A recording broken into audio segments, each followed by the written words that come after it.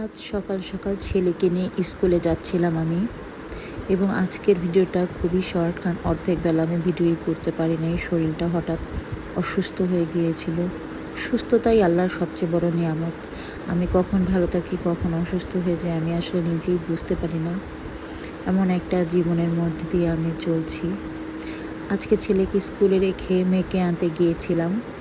ভাবলাম বাসায় গিয়ে লাভ কি, মেয়ের আর 10-15 মিনিটের মধ্যেই ছুটি হয়ে যাবে। কিন্তু দুঃখের বিষয়, মেয়ের ছুটি হওয়ার 20 মিনিট আগেই মেয়ের স্কুল আমি পৌঁছে যাই।